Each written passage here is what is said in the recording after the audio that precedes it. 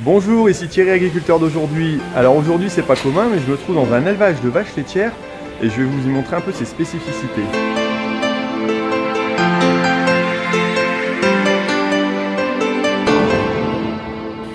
Alors ici on se trouve donc dans l'élevage de vaches laitières donc du Gaec-Lingrand qui se trouve à Le Forêt. Je remercie Hervé de nous accueillir pour cette visite. Alors ce qui est intéressant ici, c'est qu'on est en élevage bio et système d'affouragement quasiment sans achat à l'extérieur. Donc on est, j'allais dire, enfin pas en autarcie mais en indépendance, étant donné qu'il n'y a que un peu de minéraux qui sont achetés pour complémenter en alimentation animale et le reste est en affouragement. Donc il y a une quarantaine de vaches sur à peu près 55 hectares de surface fourragère au total, et pour un quota, une production d'environ 250 000 litres de lait par an.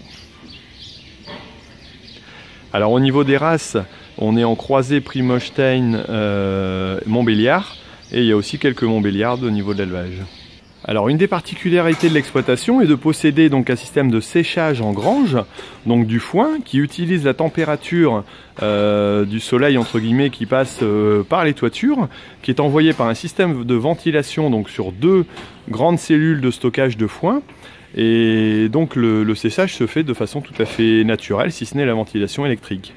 Dans le nord de la France, c'est encore un système qui fonctionne et qui peut tourner du mois de mai jusqu'à la mi-septembre à peu près sans trop de soucis.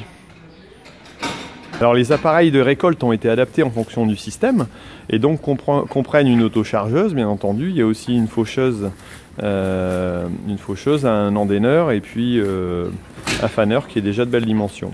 Alors il y a un atelier de vente directe qui a été conservé dans cette exploitation, étant donné la forte pression en population. Il y a aussi l'avantage d'avoir une demande aussi en produits locaux.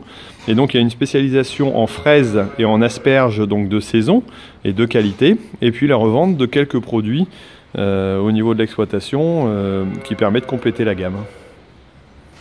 Je me trouve dans la salle de traite où se trouvent normalement les vaches. Et ici dans le couloir, on peut voir que c'est un système en non pas 2x6 ou 2x7, mais 1x6 et 1x7, simplement parce que l'équipement a été refait pour aménager et correspondre mieux aux besoins de temps de travail, et donc gagner du temps de travail sur la salle de traite qui est à l'époque de 1x6. Comme on peut le voir avec les élèves, comme on dit, les élèves ce sont donc les animaux jeunes qui sont conservés pour la production laitière. L'affouragement est quasi uniquement à verre, donc du foin, essentiellement, bien sûr un peu de paille. Il y a aussi sur la surface fourragère donc 3 hectares de maïs qui sert un peu de concentré.